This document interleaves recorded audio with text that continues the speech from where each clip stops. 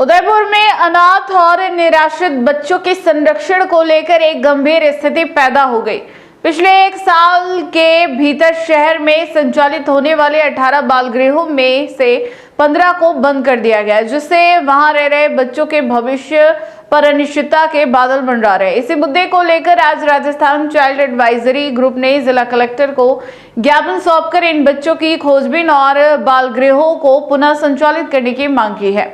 उदयपुर जिला परिषद सभागार में मंगलवार को आरसीएजी की एक महत्वपूर्ण बैठक आयोजित की गई, जिसके बाद संगठन के पदाधिकारियों ने प्रशासन के सामने अपनी चिंताएं व्यक्त की।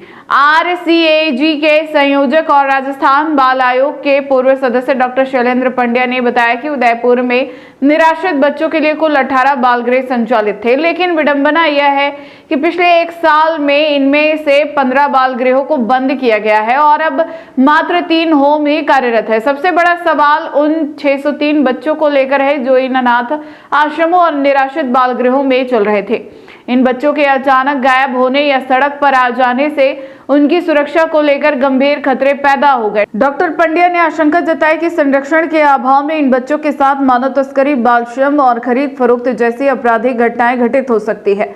विशेषकर झाडोल, फलासी और कोटरा जैसे क्षेत्रों से आने वाली खबरों को देखते हुए चिंता और भी बढ़ जाती है। आरसीएजी की टीम ने नेटवर्क संयोजक चंद्रगुप्त सिंह चौहान के नेतृत्व में जिला कलेक्टर को ज्ञापन सौंपकर बंद हुए बाल गृहों से निकले 603 बच्चों की स्थिति की तत्काल जांच करने और सरकार द्वारा अनुदानित या सरकारी बाल गृहों की व्यवस्था को तुरंत दुरुस्त कर उन्हें पुनः संचालित करने की मांग की है। सर बताएं किस तरह का आज डॉक्टर शैलेंद्र पंड्या, संयोजक R K Rajasthan child advisory group एवं पूर्व सदस्य राजस्थान बाल आयोग राजस्थान सरकार, आज जिला परिषद सभागार में राजस्थान चाइल्ड एडवाइजरी ग्रुप की बैठक थी। बैठक का मुख्य उद्देश्य ये था कि राजस्थान में अगर बात की जाए बाल गृहों की, जो हमारे निराश्रित बच्चे हैं, जो ऑर्फन बच्चे हैं, उनको रखने के लिए निराश्रित बाल गृह की व्यवस्था की जाती है। अकेले उदयपुर में ये होम चल रहे थे 18 और एक साल के अंदर इन 18 होम्स को बंद कर दिया गया है। वर्तमान से 3 होम्स संचालित हैं। तो जो 603 बच्चे अनाथ आश्रम में जो रह रहे थे, जो निराश्रित बाल गृह में रह रहे थे, वो बच्चे कहाँ गए? ये बहुत बड़ी चिंता का विषय है, क्योंकि इन बच्चों के साथ सबसे अधिक संभावना है ट्रैफिकिंग होने की, सबसे अधिक संभावना है बालश्रम में जाने की, सबसे अधिक संभावना है इन बच्चों की खरीद फरोख्त होने की।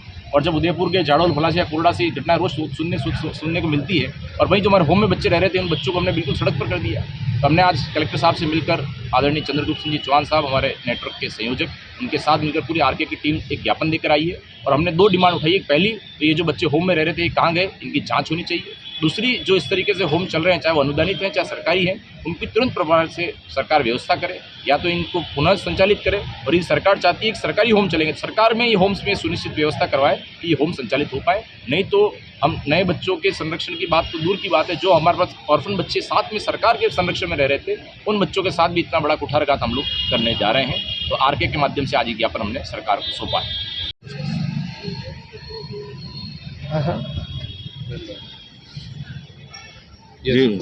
आज जैसा कि आप देख रहे हैं कि उदयपुर बल्कि राजस्थान के मोटे मोटे बच्चों के क्षेत्र में काम करने वाले सभी एनजीओ, जिनका एक संगठन बनाया आरके, उसके नेतृत्व में आज जिला कलेक्टर महोदय से राजस्थान सरकार से बात करने के उद्देश्य से इनके मार्फत कुछ जो होम्स बंद हो रहे हैं उस विषय पर चर्चा करने के लिए हम लोग मिले हैं जिला कलेक्टर महोदय से। और मुझे खुशी है कि जिला कलेक्टर महोदय ने तत्काल प्रिंसिपल सेक्रेटरी को इस बारे में फ़ोन किया और उन्हें इस मैटर से अवगत कराया है, क्योंकि उनके पास 2-3 विभाग एक साथ हैं।